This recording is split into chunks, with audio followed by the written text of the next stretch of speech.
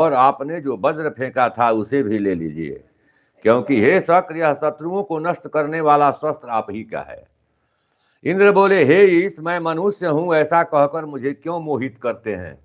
हे भगवान, मैं तो आपके इस सगुण स्वरूप को ही जानता हूं, हम आपके सूक्ष्म स्वरूप को जानने वाले नहीं हैं। हे नाथ, आप जो हैं वही हैं। हम तो इतना ही जानते हैं कि हे दैत्य दलन, आप लोक रक्षा में तत्पर हैं और इस संसार के कांटों को निकाल रहे हैं।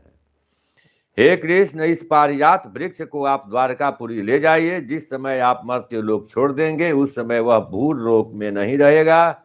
हे देवदेव, हे जगन्नाथ, हे कृष्ण, हे विष्णु, हे महाबाहो, हे शंख चक्रपाणे, मेरी इस धृष्टता को क्षमा करें।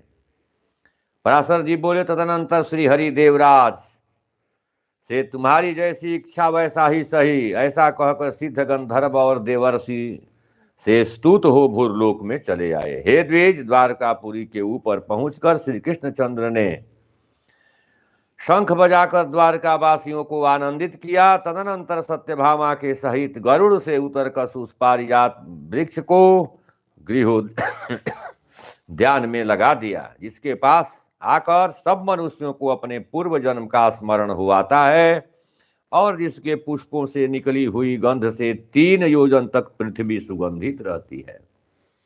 यादवों ने उस वृक्ष के पास जाकर अपना मुख देखा तो उन्हें अपना शरीर अमानुष दिखाई दिया।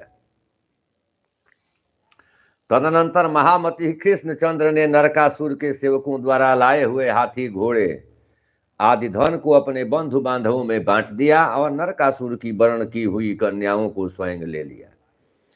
शुभ समय प्राप्त होने पर श्री जनार्दन ने उन समस्त कन्याओं के साथ जिन्हें नरकासुर बलात्कार लाया था विवाह किया। हे महामुने, श्री गोविंद ने एक ही समय पृथक पृथक भवनों में उन सबके साथ विधिवत धर्म पूर्वक पानी ग्रहण किया। वे 16,100 स्त्रियां थीं। उन सबके साथ पानी ग्रहण करते समय श्री मधुसूदन ने भी इतने ही रूप बना लिए। हे मैत्रेय, परंतु उस समय प्रत्येक कन्या भगवान ने ही मेरा पानी ग्रहण किया है, इस प्रकार उन्हें एक ही समझ रही थी। हे विप्र, जगत सृष्टा विश्व रूपधारी श्री हरि रात्रि के समय उन सभी के घर में भी रहते थे। इस प्रकार सभी को यही पता था कि श्री कृष्णचंद्र जो हैं वो हमारे ही पास हैं। बोलिए श्री कृष्णचंद्र भगवान की जय। अब उषा चरित्र।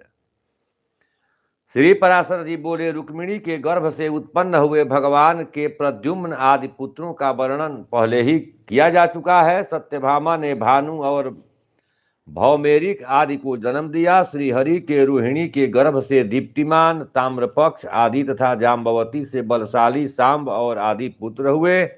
नग्नजीति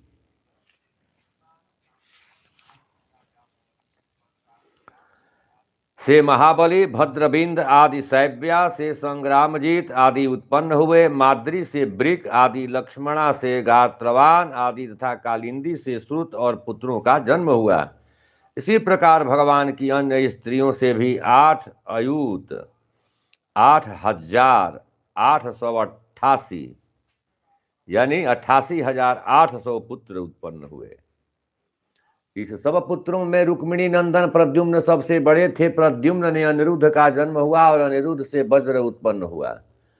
हे द्विजोतम, महाबली अनिरुद्ध युद्ध में किसी से न रोके जा सकते थे। उन्होंने बलि की पौत्री तथा बाणासुर की पुत्री उषा से विवाह किया। उस समय विवाह में श्री हरि और भगवान शंकर का घोर युद्ध हुआ था और कृष्णचंद्र ने बाणासुर की सहस्त्र भुजाएं काट डाली थी। हे ब्राह्मण, मैत्रेय जी बोले, उषा के लिए श्री महादेव और कृष्ण का युद्ध क्यों हुआ और श्री हरि ने बाणासुर की भुजाएं क्यों काट दी? हे महाभाग, आप मुझसे यह संपूर्ण वृतांत कहिए। मुझे श्री हरि की यह कथा सुनने का बड़ा कौतूहल हो रहा है।